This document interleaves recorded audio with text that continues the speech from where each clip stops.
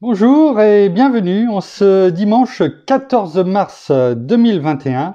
Et nous en sommes arrivés ce matin à la méditation numéro 359, et plus particulièrement à la méditation numéro 73 sur le livre de l'Apocalypse, le livre de la Révélation que nous méditons depuis le 1er janvier de cette année. Avant de poursuivre le culte de ce matin, dans cette méditation que nous faisons au quotidien, prions. Père, dans le nom de Jésus, bien-aimé Saint-Esprit, après avoir élevé nos voix ce matin, comme un parfum de bonne odeur, je n'en doute aucunement vers toi, nous te demandons maintenant, Seigneur, par notre bien-aimé Saint-Esprit, de nous rappeler tout ce que tu veux, tout ce que tu nous as dit. Viens nous enseigner, nous rappeler toutes choses. Quelle que soit la parole que tu nous dis, elle est toujours bonne pour enseigner, pour fortifier, pour élever, pour relever. Alors, ce matin encore, viens régner dans nos cœurs entièrement, pas simplement à certains endroits, mais dans toute notre vie, et que ton enseignement ce matin qui va être dispensé, nous soit comme chaque jour profitable, non pas simplement pour nous nourrir superficiellement, mais pour nous apprendre à semer nous-mêmes, que cette graine que tu mets en nous chaque jour, prenne de l'ampleur et est une récolte abondante dans nos vies pour ta gloire, Père, dans le nom de Jésus. Merci, bien-aimé Saint-Esprit. Amen. Nous allons poursuivre ce matin, dans ce 4e message de notre Seigneur, dans le chapitre 2 du livre de l'Apocalypse, message à l'église de Thyatire, 4e église, et nous avons déjà bien commencé ce message qui va du verset 18 de ce chapitre 2 au verset 29. Je vous laisserai le reprendre. C'est bon de le reprendre et de le relire au quotidien afin de préparer chaque méditation du soir ou comme là le dimanche du matin. Et en ce qui nous concerne, nous allons reprendre à partir du verset 18 jusqu'au verset sur lequel nous méditons au jour, en tout cas, d'aujourd'hui. C'est-à-dire aujourd'hui du verset 18 au verset 20, dont nous avions simplement effleuré l'introduction hier. Il est écrit à l'ange de l'église de Thyatire. Voici ce que dit le Fils de Dieu, celui qui a les yeux comme une flamme de feu et dont les pieds sont semblables à du bronze, à de l'airain, rappelez-vous. Je connais tes œuvres, ton amour, ta foi, ton service, ta persévérance et tes dernières œuvres plus importantes que les premières. Verset 20 dans lequel nous sommes arrivés. Mais ce que j'ai contre toi, c'est que tu laisses la femme Jézabel, qui se dit prophétesse, enseigner et séduire mes serviteurs, pour qu'ils se livrent à l'inconduite et qu'ils mangent des viandes sacrifiées aux idoles. Nous étions arrivés à ce verset, nous l'avions commencé après avoir vu que l'église de Thyatire, les éloges de notre Seigneur, qui était aussi l'église de Thyatire à l'inverse de l'église d'Éphèse, c'est-à-dire qu'ils n'avaient pas abandonné leur premier amour, mais qui avaient bien compris que abandonner le premier amour, c'était revenir à l'esclavage, finalement, se remettre sous le joug de l'esclavage, et dans ces cas-là, la première condition, la dernière condition, serait beaucoup plus détestable, pire que la première, celle qu'ils étaient avant de venir à Christ. Et ça, il l'avait bien compris. C'est pourquoi il s'était zélé dans le bon sens du terme pour notre Seigneur. Et tout cela, nous l'avions vu. Et je vous laisse aller revoir les dernières méditations. Et hier, nous avions terminé sur « Mais ce que j'ai contre toi, c'est que tu laisses la femme Jézabel ».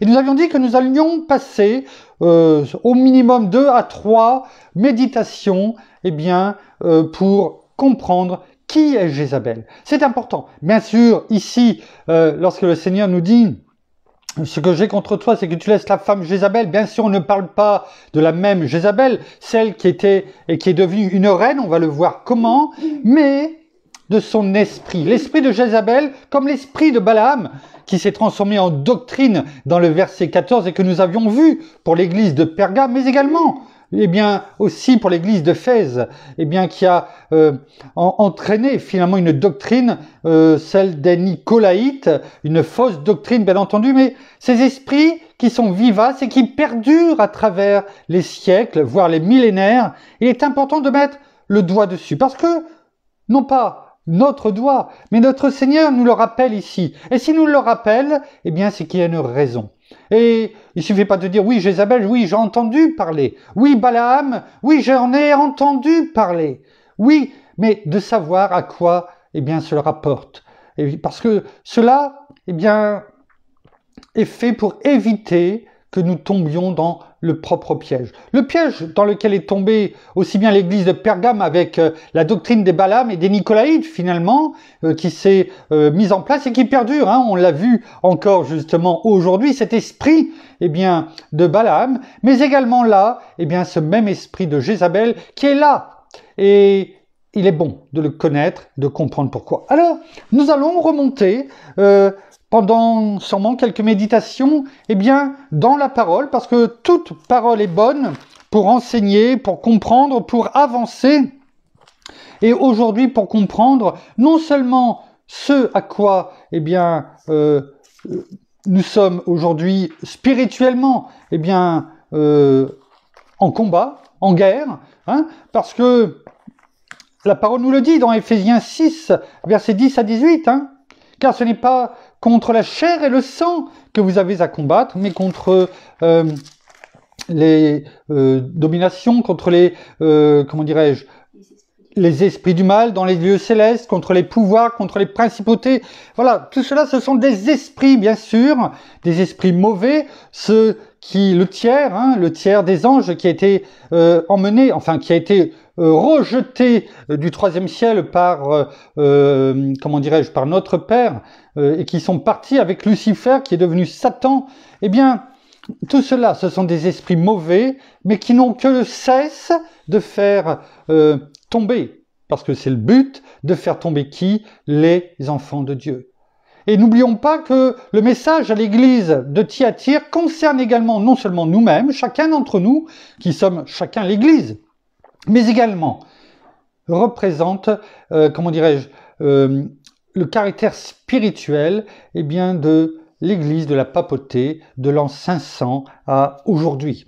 Donc il est bon de comprendre tout cela et cet esprit de Jézabel. Alors, nous allons remonter même un petit peu avant Jézabel, et c'est bien, parce que pour ceux qui n'ont peut-être pas trop l'occasion d'aller plonger dans l'Ancien Testament, et ce n'est pas une critique, nous sommes sous la Nouvelle Alliance et il est bon de se nourrir des messages de notre Seigneur et de notre bien-aimé Saint-Esprit, de notre Père, mais il est bon aussi de connaître et de comprendre certains, même je dirais l'Ancien Testament, afin de mieux comprendre non seulement le Nouveau Testament et ce que notre Seigneur fait toujours, parce que n'oublions pas, et c'est Mario Massicotte encore qui le disait hier, et on l'a déjà dit bien souvent, le Nouveau Testament, avec la venue de notre Seigneur, c'est aussi l'accomplissement de toutes ces images, ces ombres, ces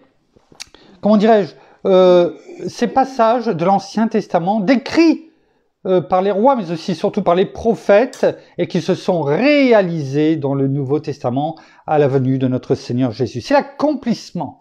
Et donc, il est bon de le comprendre, et parce que cela perdure. Et le résumé, ce grand résumé qui se trouve dans l'Apocalypse, est là pour nous faire réfléchir, pour nous faire méditer. Non pas simplement lire en passant, mais de chercher, de comprendre ce que notre Seigneur a voulu nous dire. Alors, nous allons remonter au roi David, et notamment à la fin, du règne du roi David, lorsque il avait déjà tout préparé, parce que Dieu lui avait dit, prépare toutes choses afin que ton fils, Salomon, puisse me bâtir. Me bâtir quoi? Le temple. Le temple, là où je vais habiter. Et ce qui a été dit, demandé ordonné par notre Père, par l'Éternel à David, eh bien David l'a fait. Et la parole le dit, David, où sa vie n'a pas été parfaite, mais en tout cas, notre Père ne nous demande pas d'être parfait, mais de toujours lui être fidèle et de savoir revenir et de comprendre nos erreurs. On y reviendra. Et il a fait cette passation. Notre Père a fait l'Éternel a fait la passation, on va dire, de pouvoir, on peut le dire, entre David et son fils Salomon. Et Salomon tout petit, a grandi en voyant son Père, jour après jour, dans ses batailles, dans ses conquêtes, dans ses défenses, dans ses, comment dirais-je, rebondissements dans sa vie. Eh bien, il a vu combien son Père était fidèle, combien il aimait l'Éternel, combien il aimait Dieu. Il le sait. Salomon le sait. Il a vu son père juger les choses, préparer, élever sa voix lorsque, avec tout le peuple, eh bien dans 1 Chronique 29 à partir du verset 10, il a dit que tout appartient, Père, et je suis heureux de le dire, ce que nous faisons avec mon épouse au quotidien pour nous le rappeler et le rappeler à l'ennemi. Il est bon. Ce n'est pas du radotage. Et vous allez le comprendre très rapidement. Salomon a vu tout cela. Et Salomon a pris le pouvoir de façon normale, je dirais, non pas par un putsch, c'est-à-dire en renversant son père comme voulait le faire Absalom, un autre fils du roi David. Et Salomon, donc, règne désormais. Et lorsque Dieu lui demande, eh bien, que veux-tu? Que veux-tu, Salomon? Eh bien, il aurait pu demander la richesse, l'intelligence, etc., etc. Eh bien, il lui a demandé la sagesse. La sagesse pour pouvoir diriger tout ce peuple qui était devant lui, afin de pouvoir le diriger de façon droite, sage, bien sûr, juste. Et notre Père lui a dit, eh bien, parce que tu m'as demandé cela et rien pour toi, eh bien, je te donne toutes choses, finalement. La richesse, la gloire, et personne n'aura autant que ce que tu auras. Il a eu l'occasion de voir une deuxième fois, eh bien, notre Père, lorsque, justement, eh bien, à la fin de la construction du temple, eh bien, Dieu lui a parlé. Et donc, il connaît Dieu. Il connaît la loi, il connaît les prescriptions, les ordonnances que Dieu lui a données, que l'Éternel lui a données. Il sait que sans lui, sa vie n'est rien. Il le sait. Il le sait. Et pourtant, regardons ce qui est écrit. Et c'est important parce que tout cela va déboucher. On prendra le temps qu'il faut. Hein, je ne parle pas aujourd'hui, mais sur les prochains jours également. On prendra le temps qu'il faut parce que c'est tellement, tellement important. Dans le livre des rois, au premier livre des rois, au chapitre 11,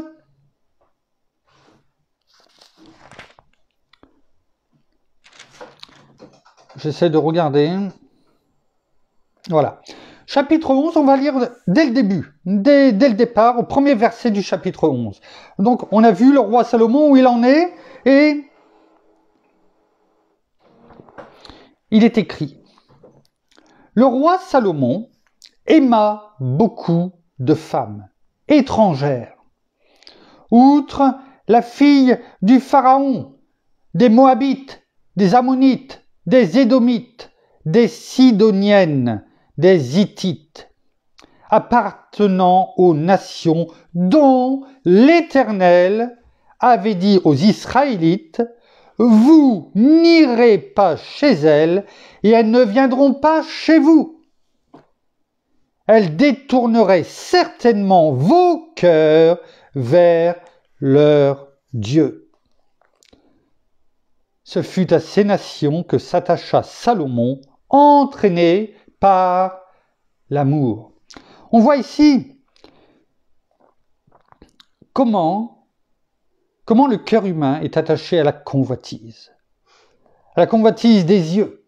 Vous savez, on prie cela aussi chaque jour, et on remercie notre bien-aimé Saint-Esprit de nous garder, comme il est dit dans 1 Jean chapitre 2, si je ne me trompe pas, à partir du verset 15 à 17, eh bien, de nous garder de toute convoitise de la chair, de toute convoitise des yeux et de tout orgueil de la vie. C'est cela. Et pourtant, La première épître de Jean, eh bien, est dans le Nouveau Testament. Et regardez, cela remonte à bien longtemps. Hein. La convoitise des yeux, la convoitise de la chair.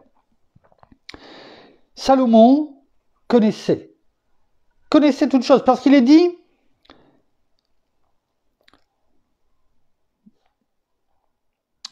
excusez-moi, on vient de le lire pourtant, appartenant aux nations dont l'Éternel avait dit aux Israélites, vous n'irez pas chez elles et elles ne viendront pas chez vous, elles détourneraient certainement vos cœurs vers leur Dieu.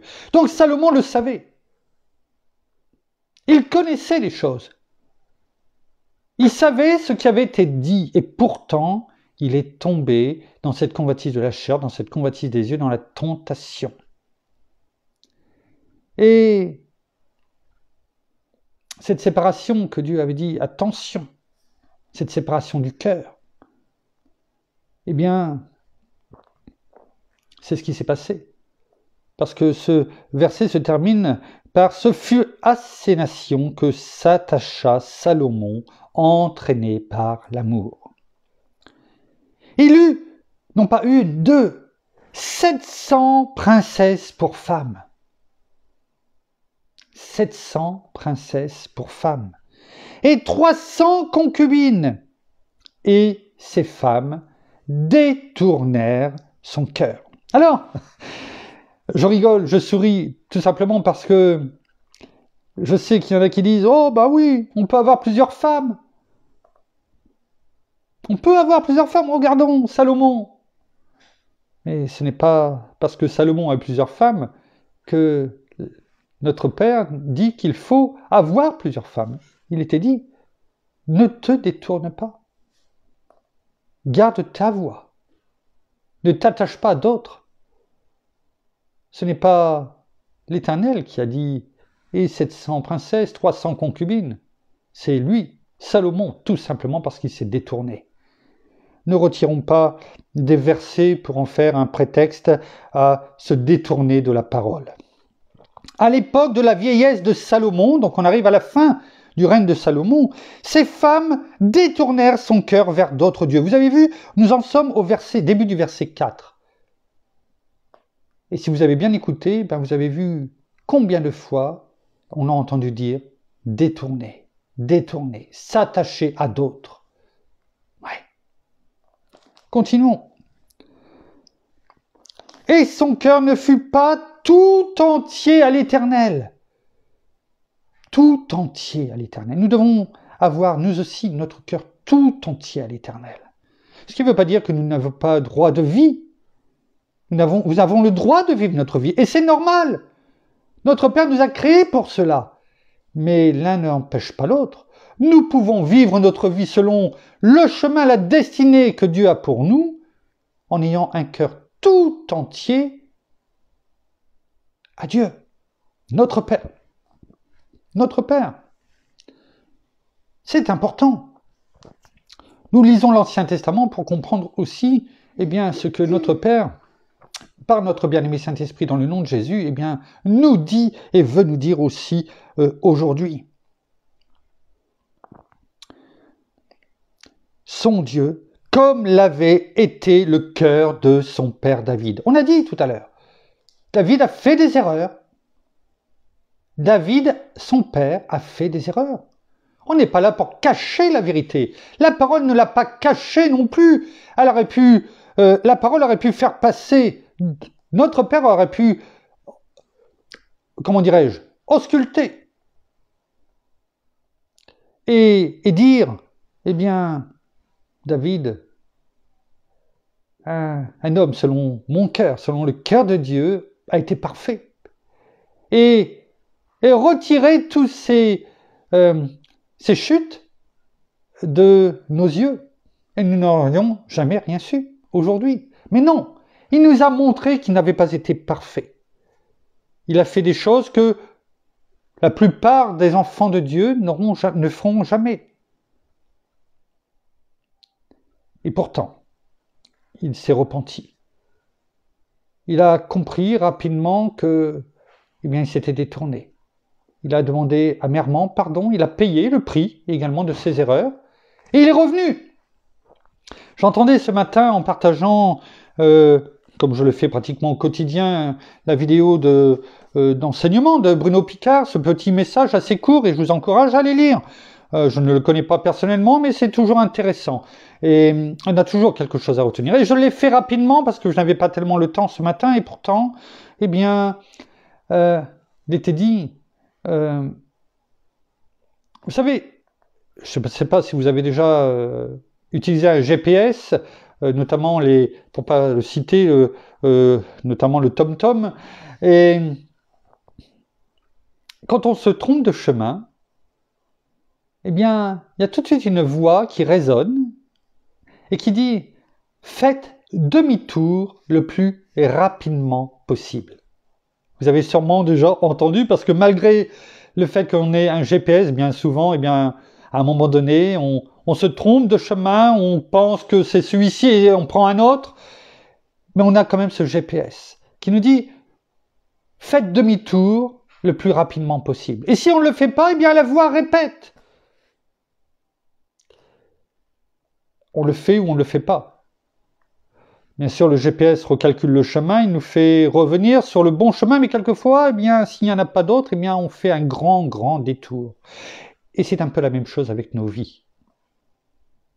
Quand j'ai entendu cela ce matin, j'ai dit merci, bien-aimé Saint-Esprit. Parce que David, oui, par moments s'est trompé de chemin. Et pourtant, il n'avait pas de tom-tom avec lui, mais il avait encore mieux. C'est la même chose que nous avons aujourd'hui en nous, notre bien-aimé Saint-Esprit. Et il lui a dit, fais demi-tour. Reviens sur le bon chemin. Reviens sur tes pas car tu t'es trompé de route. Et c'est ce qu'il a fait. Plusieurs fois, il est revenu. Il n'a pas attendu. Il ne faut pas se croire en tout cas, et laisser l'ennemi nous faire croire que on va passer pour des imbéciles si on revient en arrière. Si on se trompe, je peux me tromper en vous disant des choses. L'erreur est humaine et on se laisse conduire. Il n'y a que ceux qui ne font rien qui risquent de ne jamais se tromper. Et il ne faut pas avoir peur de dire, bien, je me suis trompé, pardon, et de revenir à la vérité. On peut. Bien sûr, il y a des moments où c'est beaucoup plus grave que d'autres, et David a dû en supporter les conséquences. La question n'est pas là, c'est de savoir dire, ok, merci bien-aimé Saint-Esprit, eh bien, c'est pas la vue des autres qui m'intéresse, c'est toi. C'est comment je suis vis-à-vis de toi. Et l'être humain pense ce qu'il veut, qu'importe. De toute façon, même si on avait une vie devant Dieu, la plus parfaite possible, il y aura toujours quelqu'un qui viendra vous critiquer. On ne peut plaire à personne. Notre Seigneur Jésus l'a dit lui-même lorsqu'il était chez lui, lorsqu'il venait prophétiser, eh bien, chez lui à Nazareth, eh bien, il l'a dit lui-même, nul n'est prophète en son pays. Et ce qui est resté aujourd'hui dans le monde, il y aura toujours des personnes, pour différentes raisons, jalousie la plupart du temps, eh bien, à qui vous ne plairez pas, et qui se détourneront de vous, qui viendront vous critiquer, vous faire des grands sourires devant et vous matraquer dans le dos, voire vous cracher dessus tout simplement, au propre et au figuré. Qu'importe, ce qui est important c'est « Père, devant toi Seigneur, je veux en tout cas marcher dans la droiture de mon cœur et sur le chemin de l'intégrité. » Ça, c'est ce qui est le plus important. Et David, c'est ce qu'il a fait. Malheureusement, son fils n'a pas suivi le même chemin. Et pourtant, il avait le meilleur exemple devant lui. Un homme selon le cœur de Dieu. Et il a continué. Il n'a pas écouté le même GPS que nous avons toutes et tous, notre bien-aimé Saint-Esprit, parce qu'il avait. Dieu lui parlait, il était conduit par le même esprit. L'Éternel Dieu, notre Père, lui avait donné la sagesse, la révélation et toutes choses. Un homme, je pense qu'un homme n'a jamais eu autant reçu que notre Père. Il s'est trompé et contrairement à son père David, en ce qui le concerne, il a continué à marcher sur ce chemin qui n'était pas le bon. Et il est écrit au verset 5 de ce chapitre 11, dans le premier livre des rois, Salomon, et voilà ce qui arrive quand on continue sur le mauvais chemin et qu'on ne refait pas vite fait marche arrière, eh bien, Salomon se rallier, c'est-à-dire abandonner, se rallier, c'est choisir le camp adverse. C'est ça, se rallier. Quand quelqu'un désertait, c'était soit pour repartir chez lui, mais quelquefois, eh bien, c'est déserter son camp et se rallier, c'est-à-dire aller dans le camp adverse. C'est ça, se rallier. C'est fort. C'est un petit peu comme aujourd'hui, eh bien, ce que l'on parle et ce que la parole nous dit dans les derniers temps, une grande apostasie arrivera, c'est-à-dire un rejet total, complet de Dieu. Et quand on rejette Dieu, eh bien, on tient avec qui? Avec le monde, avec l'ennemi, avec Satan. Eh bien, c'est ça qu'il est dit au verset 5. Salomon se rallia au culte d'Astarté, divinité des Sidoniens. J'insiste sur cela parce que c'est la première des choses que notre Père nous dit sur Salomon. Salomon se rallia au culte d'Astarté, divinité des Sidoniens. On en reviendra et vous comprendrez tout à l'heure. Et au culte de Milcom, l'abomination des Ammonites. Rappelons-nous, nous avons le dit hier, aucun mot n'est vain dans la parole. Tous les mots sont importants. Et quand notre Père, l'Éternel, nous dit « l'abomination, c'est une abomination devant ses yeux ». On continue. Salomon fit ce qui est mal aux yeux de l'Éternel. Il fit ce qui est mal aux yeux de l'Éternel et ne suivit pas pleinement la voie de l'Éternel comme son père David. Renotons ici le fait qu'il est écrit « ne suivit pas pleinement ». On ne peut pas servir de maître à la fois, la parole nous dit. On ne peut pas être d'un côté ou de l'autre. Comme le prophète Élie a dit, vous ne pouvez pas, jusqu'à quand clocherez-vous d'un pied sur un pied ou sur l'autre? Nous ne pouvons pas être d'un côté ou de l'autre, servir Mammon et Dieu.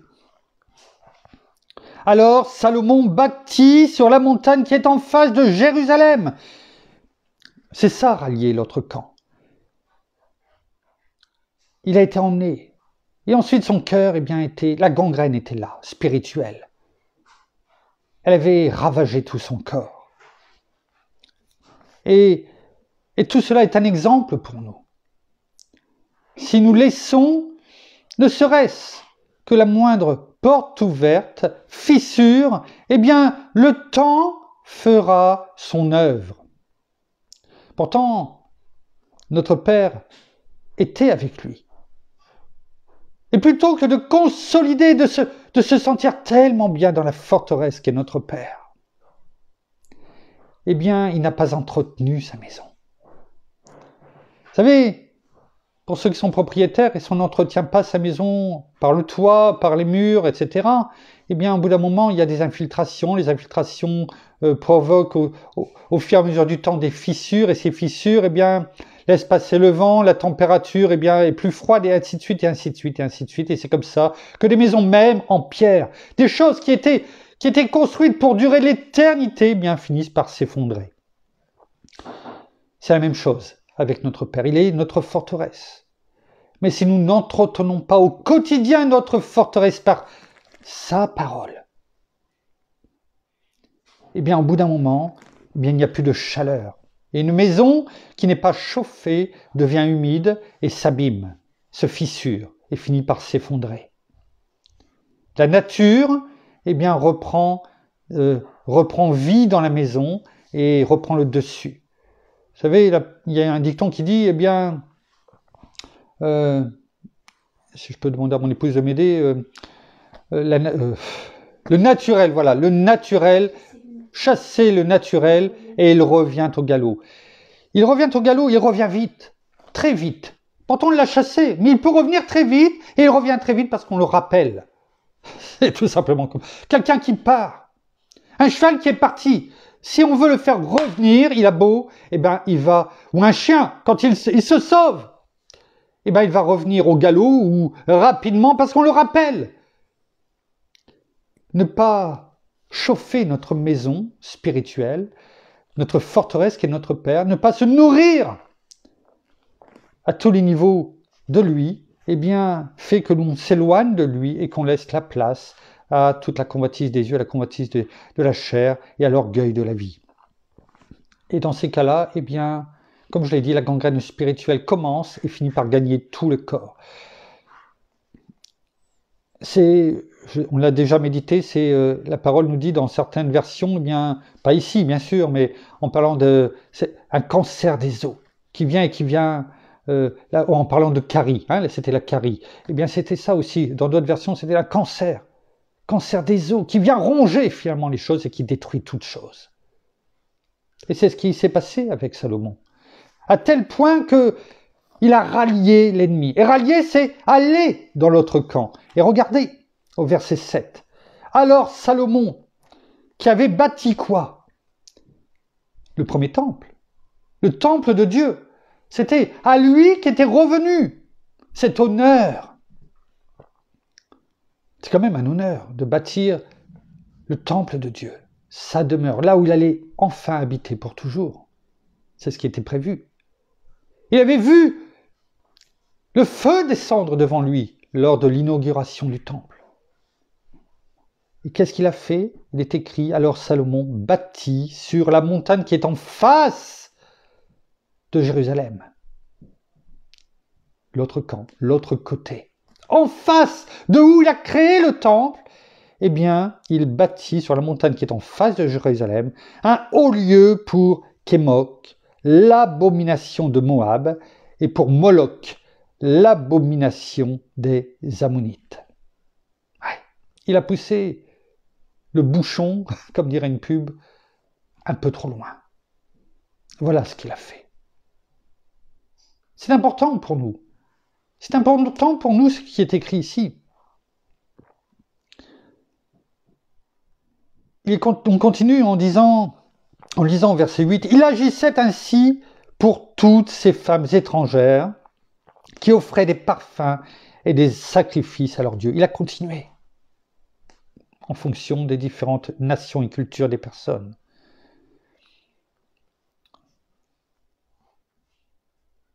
Notre corps, il est écrit dans 1 Corinthiens 3,16, « Ne savez-vous pas que vous êtes le temple de Dieu et que l'Esprit de Dieu habite en vous ?» La même chose que le temple que Salomon a créé, a bâti, selon l'ordre de l'Éternel. Nous sommes aujourd'hui son temple. Et notre corps, intérieurement et extérieurement, est pour l'Éternel. Nous sommes son temple. Et nous ne devons pas aller bâtir, aller rallier l'ennemi en détruisant finalement le temple de Dieu que nous sommes, afin de livrer notre corps à des abominations, à des cultes d'autres cultures, à ce monde. C'est cela aussi qui nous est montré là. C'est cela qui nous est montré. La parole nous parle ainsi, oui, pour Salomon, mais pour nous aujourd'hui aussi. Au verset 9, il est écrit « L'Éternel fut irrité contre Salomon, parce qu'il avait détourné son cœur de l'Éternel, le Dieu d'Israël, qui lui était apparu 2 fois. » Ouais. Nous aimerions tellement, je sais, en tout cas, je pense pour beaucoup, pouvoir entendre dire le Dieu d'Israël qui lui était apparu 2 fois. Quel honneur, quelle gloire. Et pourtant, il avait pris un tellement bon départ. Rappelez-vous, on revient au lièvre et à la tortue. Vaut mieux avancer moins vite. Mais sûrement, certainement, voyant les obstacles arriver en écoutant ce qu'il faut faire, plutôt que de vouloir foncer. Et je me rappelle, mon épouse a dit, et puis ne pas voir l'obstacle qui arrive devant vous parce qu'on y arrive trop vite, et de chuter, et de ne pas se relever. Et surtout de ne plus franchir la ligne en tant que vainqueur. Il lui avait donné des ordres sur ce point précis, qu'il n'aille pas se rallier à d'autres dieux. Il lui avait donné des ordres sur ce point précis. Ne donne pas ton cœur à d'autres, parce que ton cœur va se rallier à d'autres dieux. On ne s'éloigne pas de Jézabel, hein. Vous allez comprendre. Mais il fallait passer par là pour mieux comprendre la suite. L'important, c'est de comprendre la parole dans son entièreté. Et Dieu l'avait prévenu. C'est ici. Qu'il n'aille pas se rallier à d'autres dieux, mais Salomon n'observa pas les ordres de l'Éternel. Dieu, nous ne voyons pas peut-être quelquefois carrément en face de nous. Tout comme Salomon l'a vu par 2 fois, mais il est en nous. C'est encore mieux. Il nous donne des ordres précis par sa parole. Par peut-être des songes, des visions que nous avons. Par notre destinée peut-être qui nous a sûrement même été révélée. Parce que chacun a une destinée, il ne demande qu'à nous la révéler. Il nous donne des directions, des directives. Et nous devons lui obéir. Sous peine, non seulement bien sûr de l'attrister, mais encore pire, de dévier du centre de sa volonté. On en a parlé de cela. Et on sait ce que ça apporte. Tout comme Salomon. On a un exemple précis de quelqu'un qui a tout reçu et pourtant qui a fini par faire l'opposé. Gardons cet exemple que nous méditons aujourd'hui dans notre cœur. Alors, l'Éternel dit à Salomon, « Puisqu'il en est ainsi avec toi, et que tu n'as pas observé mon alliance et mes prescriptions que je t'avais ordonnées, je vais déchirer certainement le royaume pour te l'ôter, et je le donnerai à ton serviteur. » C'est-à-dire à quelqu'un qui te sert là actuellement, qui est proche de toi. C'est ça que ça veut dire. Qui est proche de toi. Il avait le royaume d'Israël. Non pas celui où il n'y a que Samarie. Non, l'ensemble du royaume d'Israël, tout comme son père David. Et notre Père lui dit, l'Éternel lui dit, je vais te déchirer, je vais le donner à ton serviteur, c'est-à-dire à quelqu'un qui te sert aujourd'hui.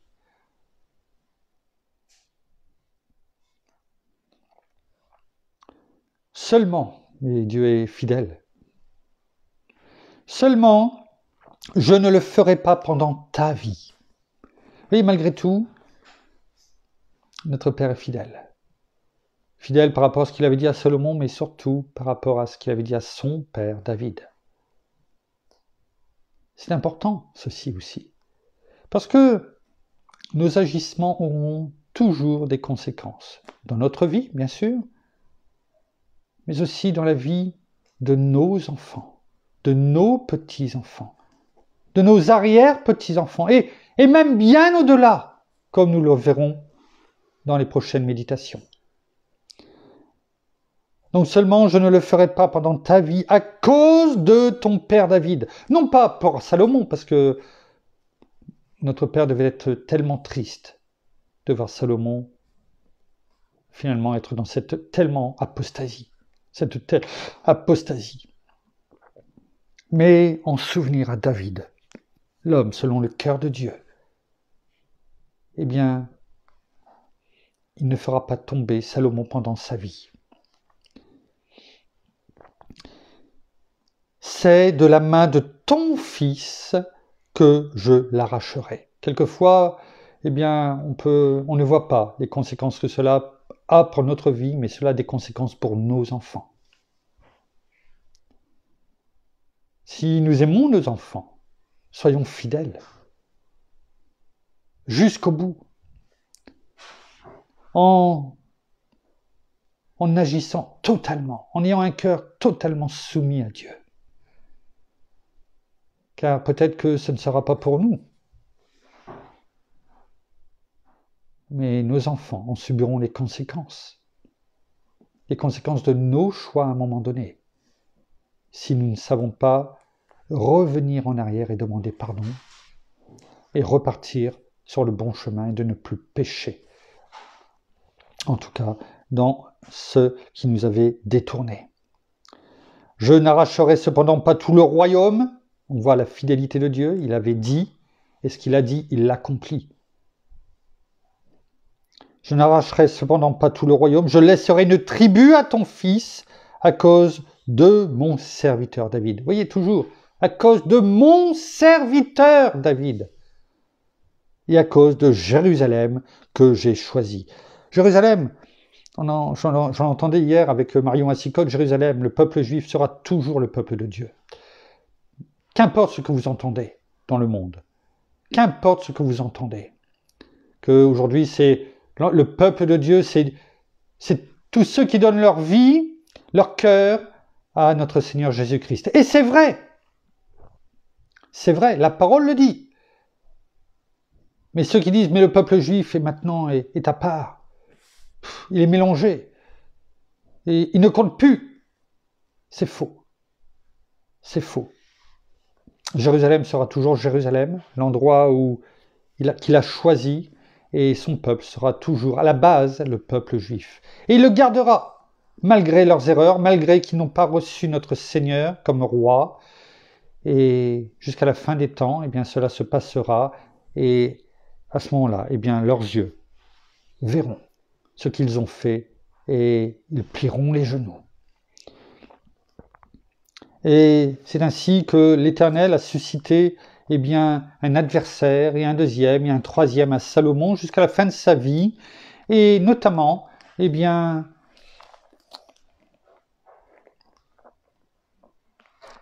un certain Jéroboam que l'on voit, c'est pour ça que je vous laisse aller lire le chapitre 11 de 1 Roi, et au verset 26 est écrit « Jéroboam était fils de Nébat, Éphrasien, de Tséréda, et il avait pour mère une veuve nommée Séroua. Il était serviteur de Salomon. » C'était bien longtemps. Après que la parole et notre Père lui avait dit « Je donnerai ton royaume à ton serviteur. » Et bien voilà, nous en parlerons demain. Eh bien, il était serviteur, Jéroboam de Salomon, et leva la main contre le roi, c'est-à-dire il fit quelque chose qui n'était pas, autorisé contre le roi. Et en résumé, Salomon, je pense que quelque part avait dû comprendre ce qui se passait, et Jéroboam s'est sauvé avant de revenir à un moment donné, mais cela est une autre histoire, et nous la conterons, cette histoire réelle, eh bien, demain, et ça nous amènera petit à petit à bien comprendre l'arrivée d'une certaine reine qui s'appelle Jézabel, et nous comprendrons à ce moment-là eh bien, d'où elle vient et les conséquences d'un choix, celui de Salomon, eh bien, qui finalement va avoir des répercussions bien au-delà de sa propre personne, mais également sur sa famille et sur l'ensemble eh bien, du peuple d'Israël. Merci Père, merci Seigneur, merci bien-aimé Saint-Esprit, une fois de plus de nous amener progressivement à bien comprendre la parole, mais aussi tous nos frères et sœurs qui nous ont précédés, afin que, au travers d'eux, eh bien, nous comprenions ce que tu as dit et ce que nous devons éviter dans nos vies. Nous terminons par la prière. Oh Seigneur, encore merci pour ce matin, merci encore de nous faire parvenir ta parole et ce que tu as à nous dire par notre bien-aimé Saint-Esprit. Merci de nous éclairer, merci d'enlever tout voile de nos yeux, d'enlever tout écaille afin que nous puissions non seulement voir la vérité, mais aussi la comprendre et la mettre en pratique chaque jour dans notre vie. Alors attachons-nous à ce que tu nous dis, ne dévions pas, ne revenons surtout pas en arrière, mais avançons avec toi, car tu es notre Père, tu es notre Dieu, tu es notre Sauveur, et c'est toi que nous devons suivre, nous devons aller de l'avant. Et c'est pourquoi, même si les choses sont difficiles dans notre vie, mais aussi qu'elles peuvent nous toucher aussi par nos proches, par des personnes que nous connaissons, et cela peut faire souvent mal parfois, eh bien, attachons-nous vraiment à toi, venons à toi et ne regardons pas simplement à nous-mêmes, mais aussi regardons à tous ceux qui sont autour de nous.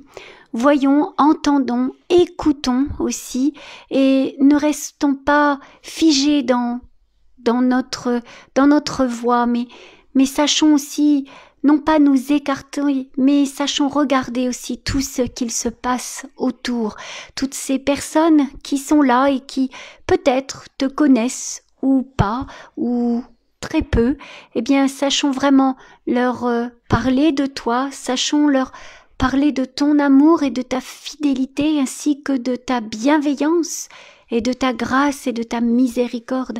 Sachons leur parler tout simplement de toi, Seigneur Jésus.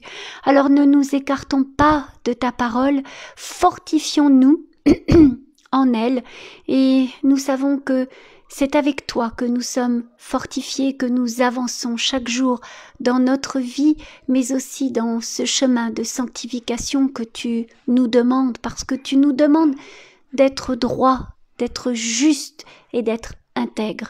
Alors pour cela, gardons toujours nos regards vers toi et surtout ne nous laissons pas happer par toutes ces choses du monde qui brillent peut-être parfois, mais qui sont tellement nocives pour nous. Alors soyez tous abondamment bénis, frères et sœurs, restez fermes, restez prudents et veillez et priez dans le nom de Jésus. Amen. Amen. Voilà, ainsi s'achève le culte de ce dimanche matin, cette méditation. Nous vous bénissons abondamment de toutes les bénédictions spirituelles dans les lieux célestes en Christ. Nous saluons nos amis au Canada, au Québec et au Canada, qui dans quelques heures prendront le relais, je dirais, et que la parole soit, comme chaque dimanche, déversée dans les cœurs, dans les âmes, et que vraiment les genoux fléchissent devant toi, Seigneur, et que des cœurs soient transformés, que les cœurs de pierre soient arrachés et transformés et remplacés par des cœurs de chair, et ceci non pas qu'au Québec et au Canada, mais partout où les voix s'élèvent aujourd'hui à travers le monde. Nous saluons aussi nos amis en francophonie, en France, à Paris, et aussi tout autour, bien sûr, de chez nous. Nous vous donnons rendez-vous demain au même endroit, non pas à la même heure qu'aujourd'hui, mais à 18h pour la suite des méditations. En attendant, nous vous souhaitons un très bon dimanche, un excellent dimanche, dans la paix de notre Seigneur Jésus. Fortifiez-vous comme mon épouse vient de le dire, et en tout cas, passez un bon moment en famille. Nous vous disons à demain. Au revoir.